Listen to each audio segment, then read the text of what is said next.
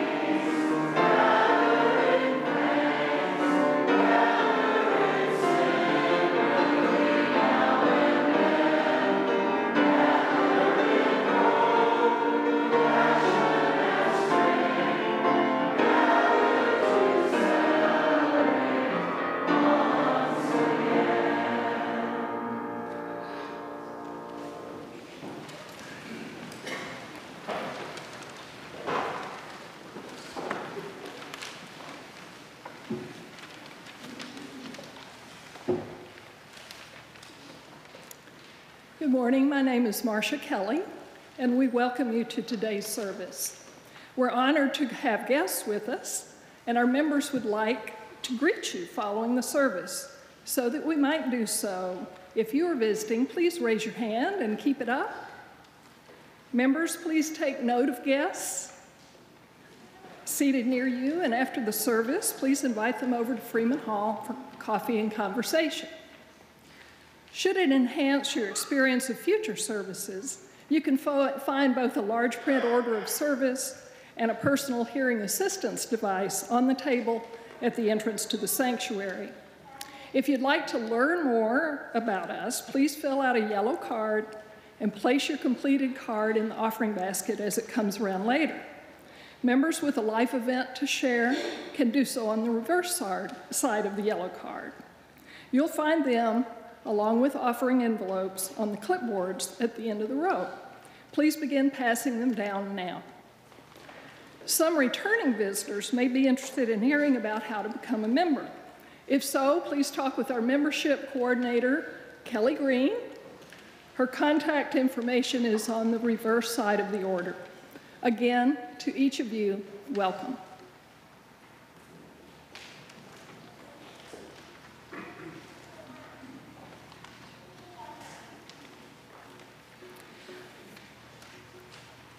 This is a reading by Mary Oliver. You do not have to be good. You do not have to walk on your knees for 100 miles through the desert, repenting. You only have to let the soft animal of your body love what it loves. Tell me about despair, yours, and I will tell you mine. Meanwhile, the world goes on. Meanwhile, the sun and the clear pebbles of rain are moving across the landscapes, over the prairies and the deep trees, the mountains and the rivers. Meanwhile, the wild geese, high in the clean air, are heading home again. Whoever you are, no matter how lonely, the world offers itself to your imagination, calls to you like the wild geese, harsh and piercing and exciting, over and over announcing your place in the family of things.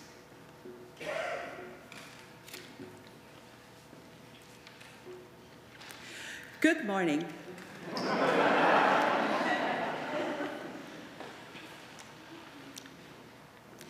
It is so good to see you all here this morning.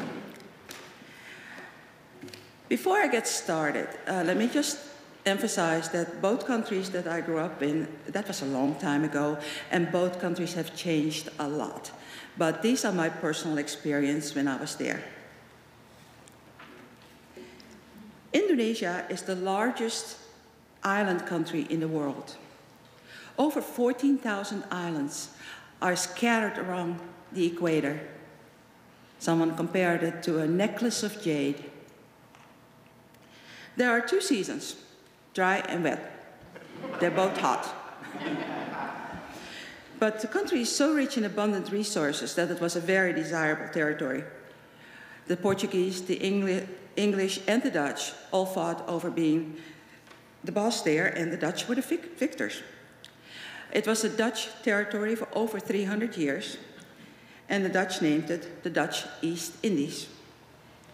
The population is 90% Muslim, and it consists actually of over 1,300 different ethnic groups.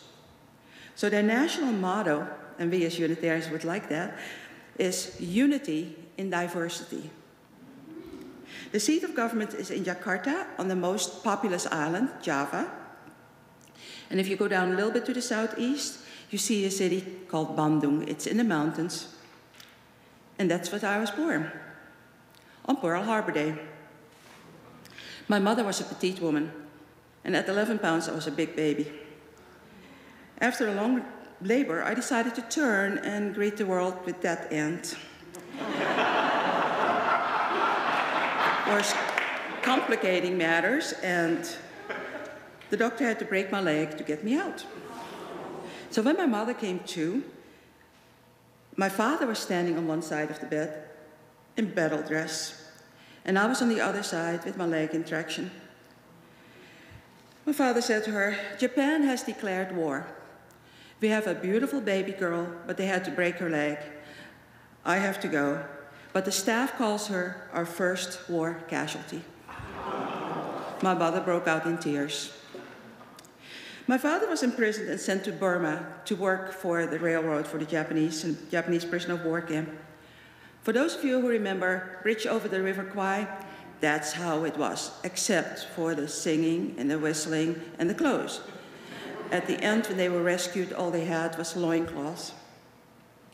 My mother and all the women, including me, were in camp in town. The women had to work in the fields, and the pretty young women were all gathered in special houses and served as comfort wives for the Japanese. After my dad came back from the war, life slowly returned to normal. My mother went back to teaching, my father served in the army, and played piano in the big band orchestra in the largest hotel. They played tennis and had dances and played bridge, and I soon had a sister and a brother. But growing up in Indonesia was magical. My parents were too busy to pay any attention to me, and that was great.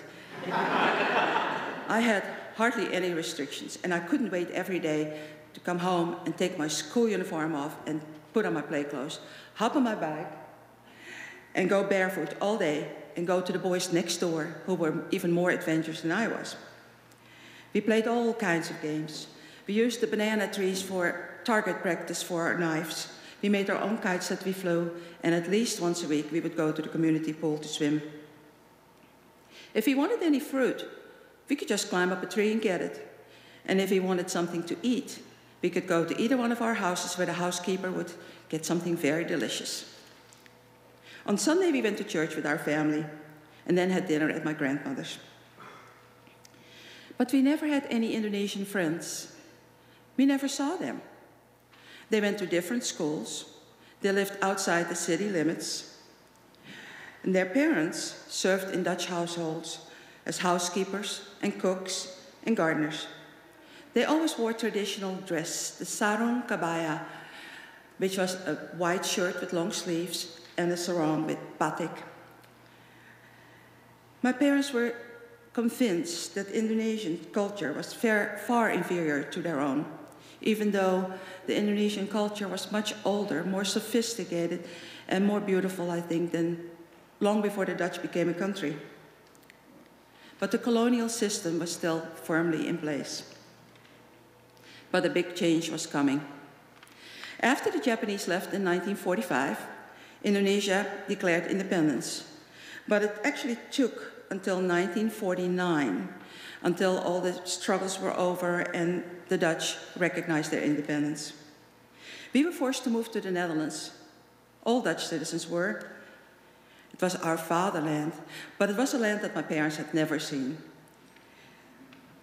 They could only take one crate with their belongings, but they tried to be positive and they were saying, it can't be that bad.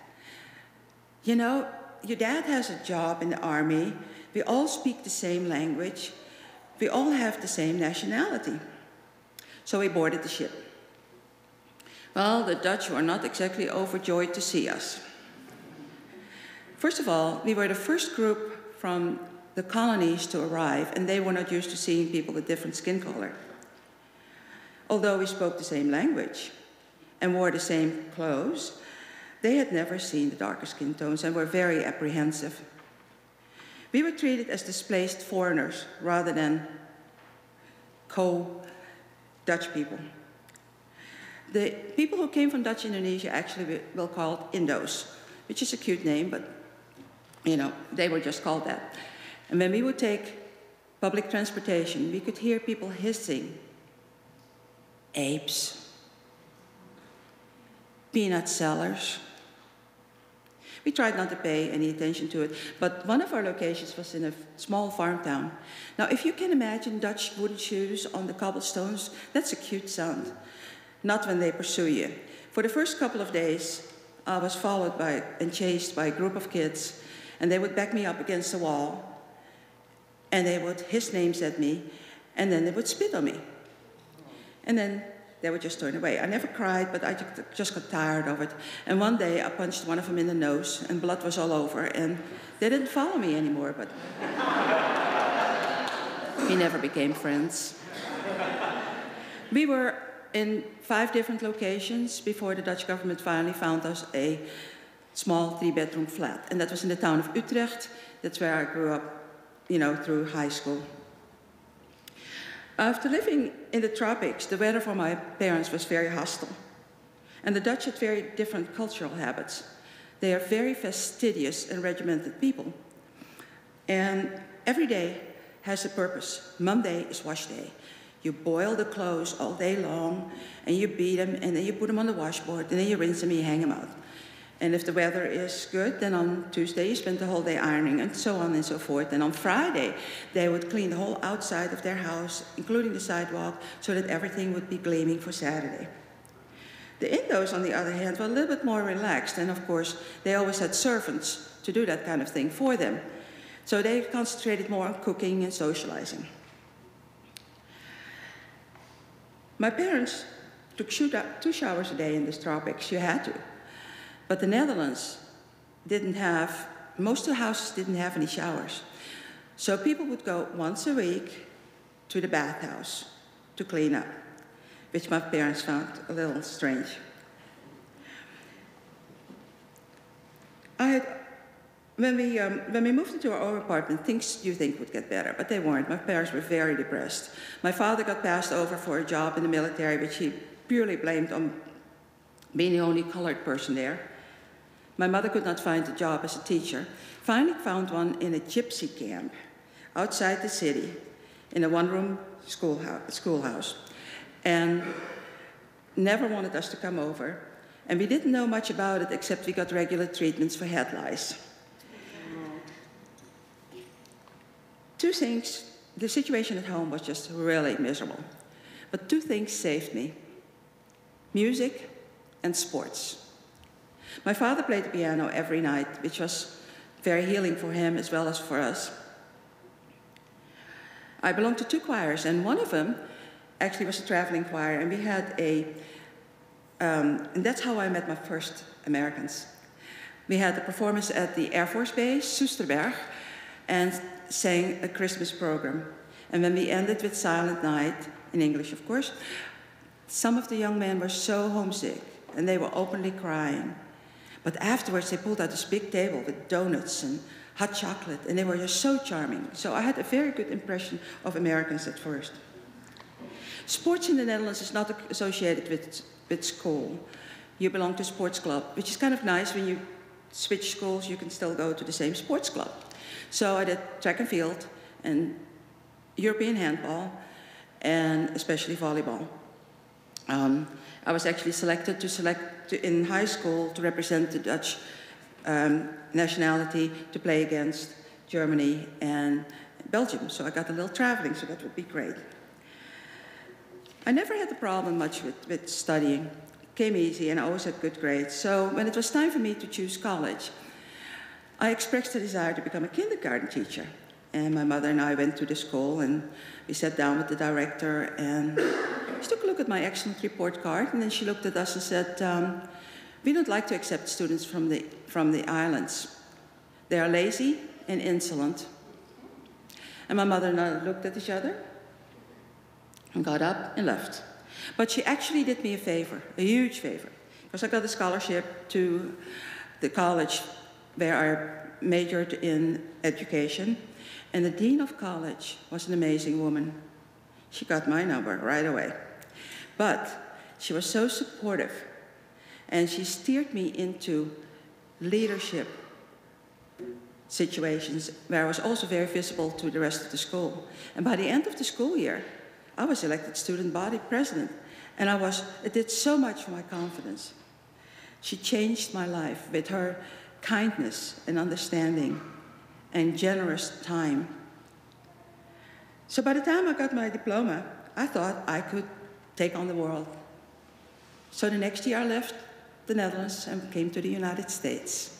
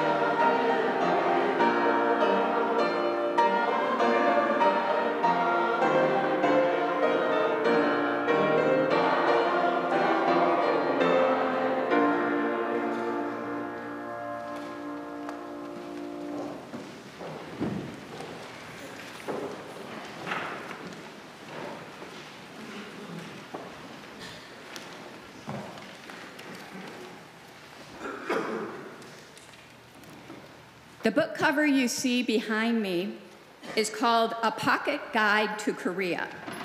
It was presented to my Army officer father upon our family's arrival in South Korea in 1970. It was meant as a guide for Army personnel for interacting with the Korean people. I invite you to listen to a couple of excerpts and consider the advice given in light of our congregation's planned partnerships with marginalized groups. Living and working in Korea will require a certain amount of adjustment on your part. It is important to remember you are the foreigner in Korea. The country was not designed as a home for Americans, even though the Korean people have tried to accommodate our needs and our taste as best they can. They admire some of our ideas and methods, but they do not admire all of them, nor do they want all of them. The Korean people have a deep pride in their history, culture, customs, and way of life, just as we have in ours. Don't brag about how much better we do things or about the material aid we are giving to Korea. The Koreans are grateful for our assistance and don't need to be reminded of it. If a Korean mentions the subject, you can point out that it is in the interest of the United States, as well as of Korea, that the country become strong and maintain its independence. So as I was listening to my friend Elsa speak about her experience in Indonesia, I thought, well, there's a lot of that also impacted Korea, especially in terms of Japanese occupation. So ask anyone today what they know about Korea, and chances are they have a very positive image of a modern nation with a thriving economy, which is true. And it's why it's so hard to remember that less than 40 years ago, it was still a nation devastated by occupation and war. I think of Korea as the Poland of Asia, a relatively small country with a strong ethnic identity located between two world superpowers. In Korea's case, those two superpowers are China and Japan, both of which have historically coveted the Korean peninsula. From the turn of the century until World War II, the Japanese did more than covet. They occupied Korea with brutal authority. At the end of the war, Korea was divided up in a fashion similar to Germany, between the Allied countries, half to the Allied countries in the south, half to Soviet Union in the north. Less than 5 years later, in 1950, war broke out when soldiers from the North Korean People's Army crossed over the 38th parallel, the boundary between the two Koreas. American troops would soon enter on behalf of South Korea and Chinese troops on the behest of the Soviets to North Korea. 3 bloody years later, an armistice was signed. So, when my family of 6 arrived in South Korea in 1970, it was to a very different country than it is today. Upon arrival in Seoul, we were picked up and driven 3 hours to Camp Walker, an American Army post near the city of Daegu. I can still remember looking out the windows of our staff car as we drove through the countryside in stunned silence. Instead of cars, the 2-lane road was filled with carts pulled by oxen and ponies and smoke-spewing buses. The buildings in the villages and the rice paddies were out of something like a Pearl Buck novel. Raw sewage ran down the sides of the roads, and when we finally arrived at the gates to Camp Walker, small children swarmed our car begging for money. And everywhere, so many people, none of whom looked remotely like me. Culture shock does not begin to describe it. And then, 1 day later, still in a daze, my sister and I were told to grab our suitcases and head down to the Post-Teen Club, where we, along with a couple of dozen other teenagers of whom we knew none, were to take a bus down to the train station, take the train an hour south to Busan, take the bus to Hialeah Compound, the Army post in Busan. And there we were taken to our repurposed Army barrack dorm and Pusan, and, excuse me.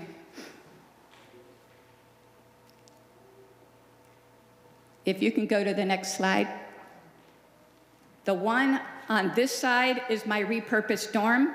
The Quonset huts on this side are Pusan American High School. The Quonset huts obviously were also repurposed. I was to continue this routine for 2 years of departing on Sunday afternoon for school and returning Friday evenings.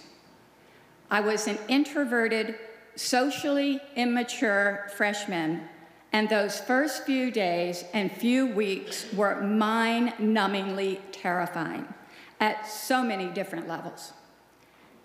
I couldn't tell you which was scarier, the new reality of where I was living, or the fact that I was in a dorm with a group of older teens who all seemed light years older than me, many in torn jeans and headbands and total 1960s hippie attitudes about sex, drugs, and rock and roll.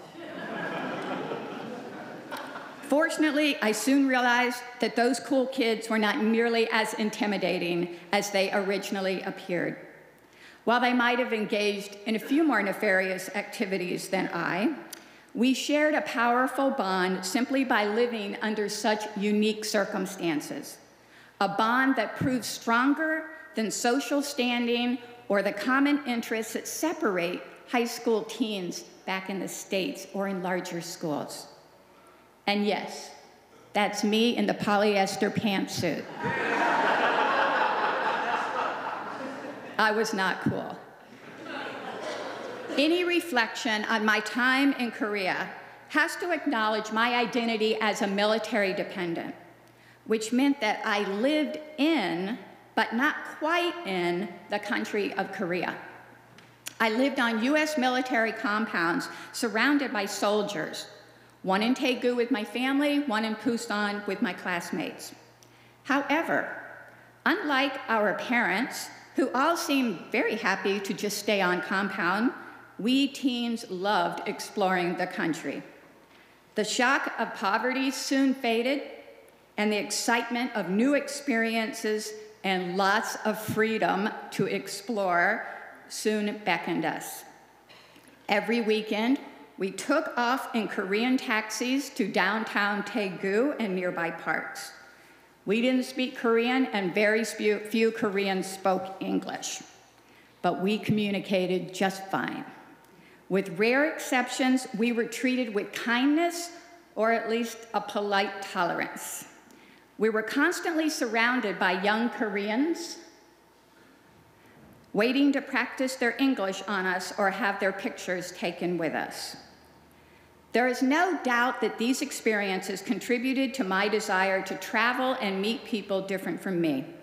There are always people eager to connect and tell their stories if you seek them out. When I arrived in Korea, and for months after, I never believed I would be sad to return to the States, but I was. Life has a way of surprising you. Sometimes the most challenging of situations turn out to be the most life-affirming. I still get misty-eyed, and I don't know if I can do this, when I hear the lyrics to John Denver's 1969 hit, because I lived those lyrics in 1972 when returning to the States.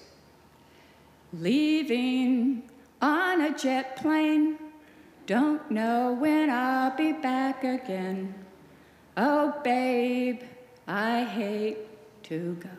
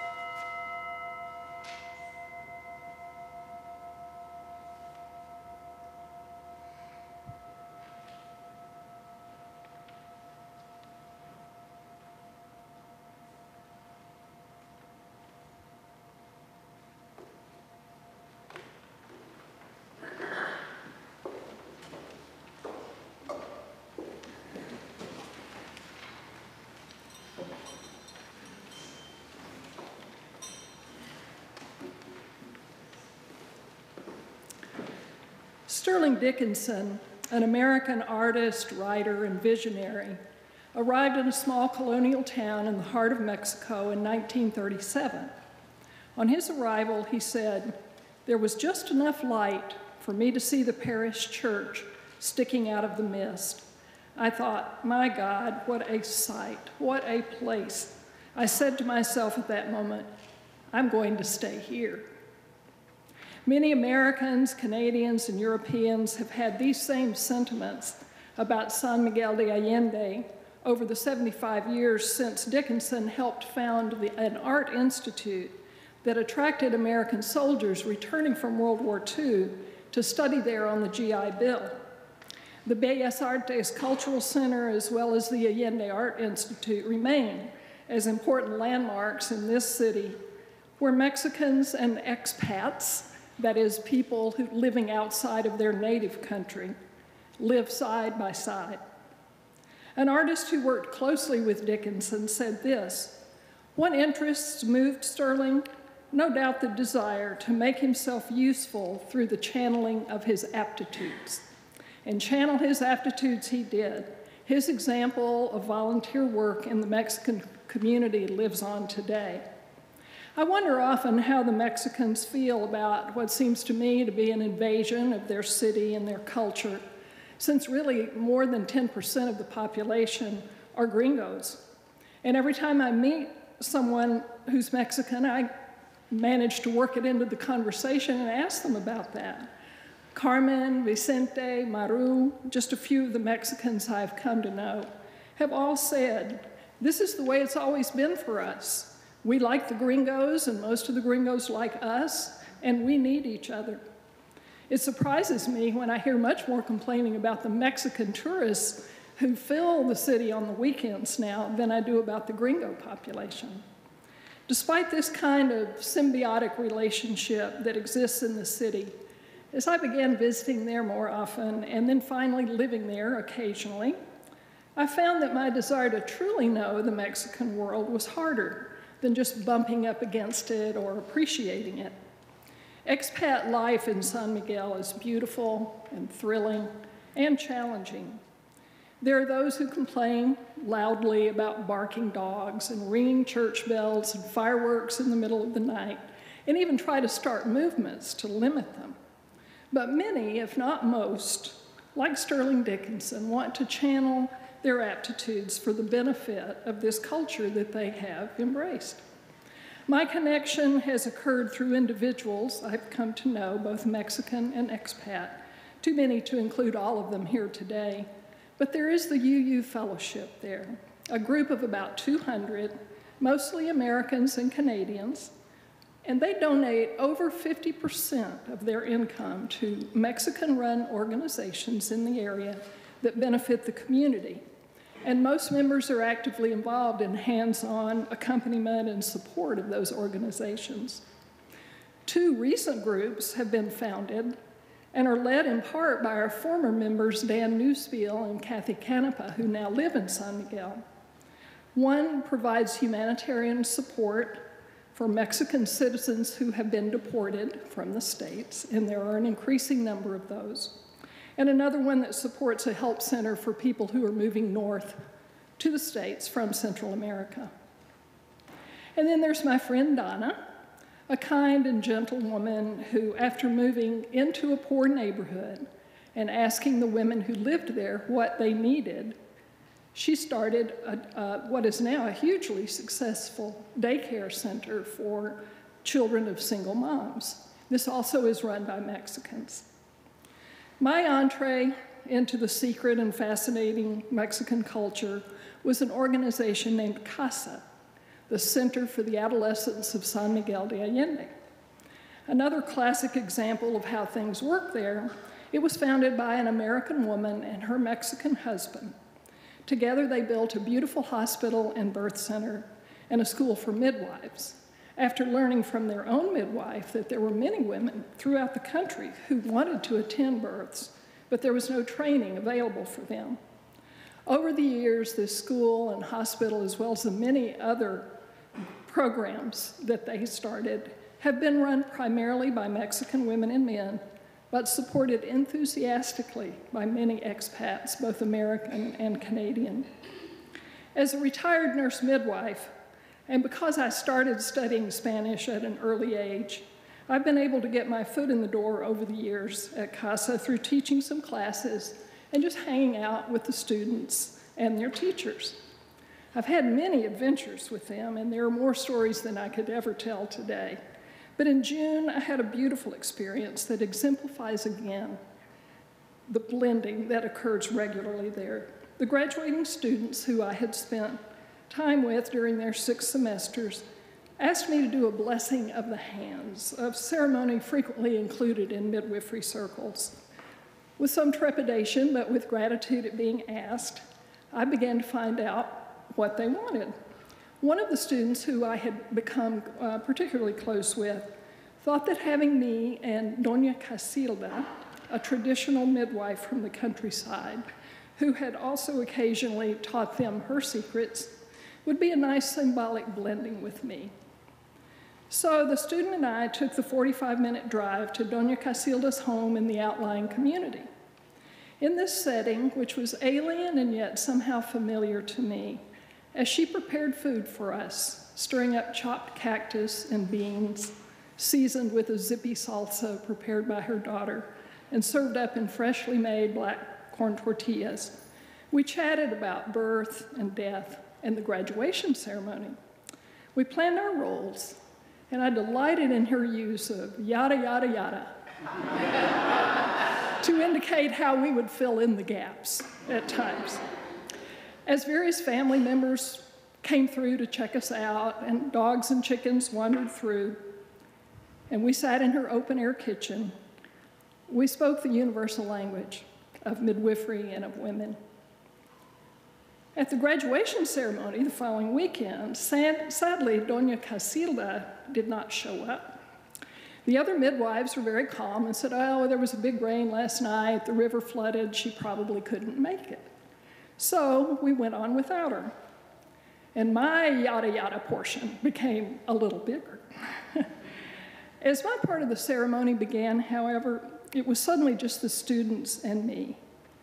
I gave them red roses representing my wishes for them, and white roses representing all the wisdom of the traditional midwives that had come before us.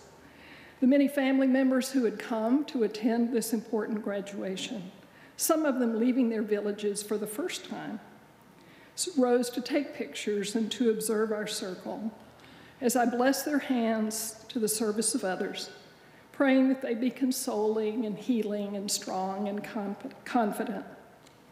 It was so personal as I connected with each one of these lovely young women, so moving for me. In the midst of it all was the copal incense that had been used for the ceremony of the 4 winds, which preceded the hand blessing. It was really a special mystical experience, and while I was really just at the periphery of this one part of the ceremony, it seemed a perfect blending of women and cultures. There's so much we have to learn here about cultural appropriation and white privilege and history we never knew. And I'm well aware of my great privilege to be able to come and go to San Miguel. And yes, there are governmental and economic and historical issues that continue to keep much of Mexico in poverty and corruption and violence. And you might rightly say that these core issues must be addressed before there will be change and equity and justice. But for me, the way to my own personal transformation is through experiences like the ones I have often in San Miguel, with Donna, Doña Casilda, the students, the teachers, one-on-one, moments that happen among just a few people. This is one of the ways I think the world will change.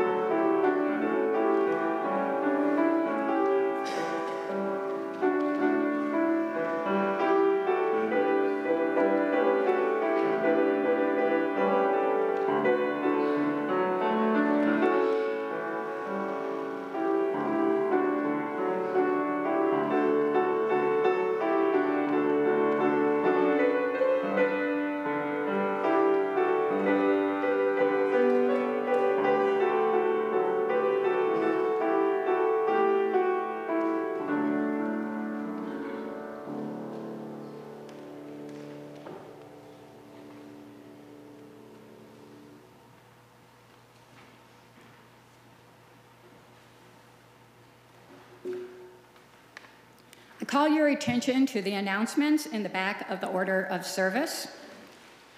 All are welcome to join us for the Pride Parade in Uptown Charlotte this afternoon. We'll carpool from the church parking lot at 11:45, or if you prefer to just meet us down there, you can. The group will be gathering at Tryon and 11th Street at 12:30. Please wear your UUCC t-shirt or rainbow colors if you can. This Thursday evening, August 23rd, Reverend Eve Stevenson and Melissa Voulot will lead a one-time session on ritual and how it might help us connect more meaningful with the people we love. For more information and to sign up, you may visit our adult programming table in Freeman Hall after the service. Please join us next Sunday for a service Please join us next Sunday after the service for our monthly presentation of Credo, a personal spiritual journey. Emily Green Katz will be sharing her story. More information is available about these and additional events in your order of service and on our current webpage accessed through the church website. In a congregation our size, we have many joys and concerns. So we celebrate with Kathleen Carpenter, who just had another grandchild. Woo, woo, woo.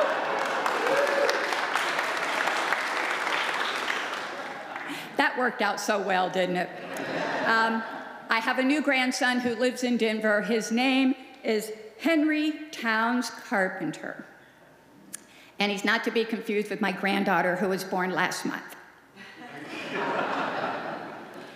We hold in our hearts and prayers Barbara Whitman as she mourns the loss of her husband, Bill Whitman. Cora Mousset, daughter of member Beth Mousset, as she undergoes hospital treatment.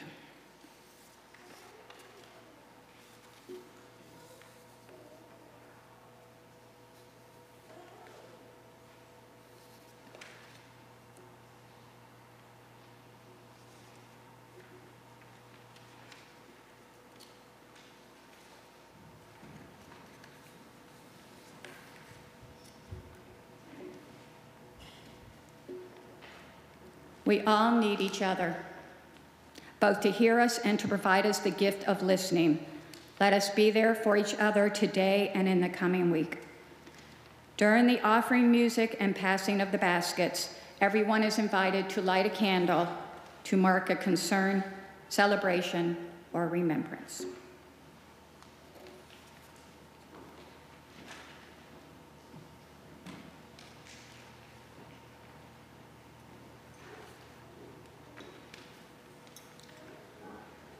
Today is Sunday. We are all getting ready for the new work week, or the week, with a lot of things on our mind. But for right now, let's just sit as comfortable as we can. Breathe easy and relax. And think of the words of Maya Angelou. The thing to do, it seems to me, is to prepare yourself so you can be a rainbow in somebody else's cloud. Somebody who may not look like you, may not call God the same name you call God, if they call God at all. They may not dance your dances or speak your language, but be a blessing to somebody.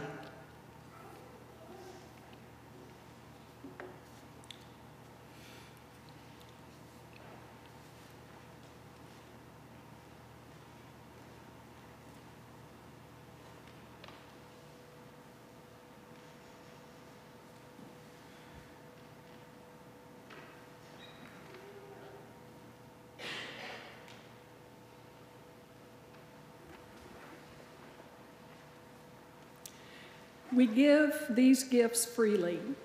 We receive these gifts gratefully. We dedicate these gifts to the work of our congregation, serving human wholeness, caring for our planet, upholding religious freedom, welcoming the stranger, loving one another. The ushers may now come forward.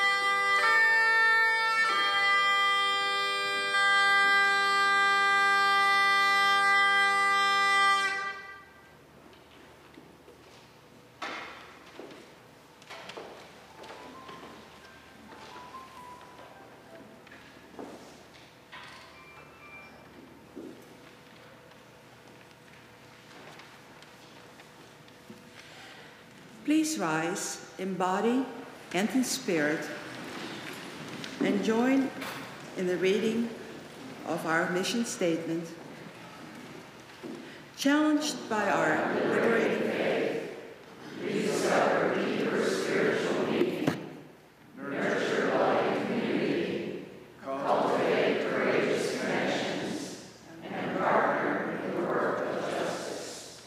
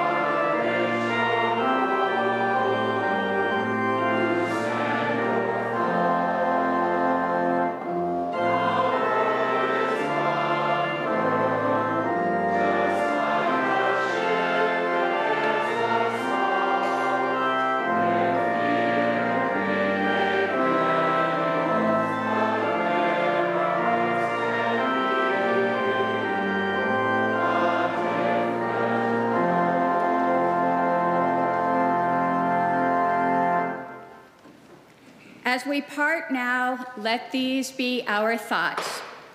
Leaving behind the familiar is hard. Change is hard. And oh, how the world will open up to you if you just give it a chance. Here in this place, we find value in each other's stories. Let us find the courage and wisdom here to warm us and keep us safe until we are together again. Blessed be, and please sit down for our closing music.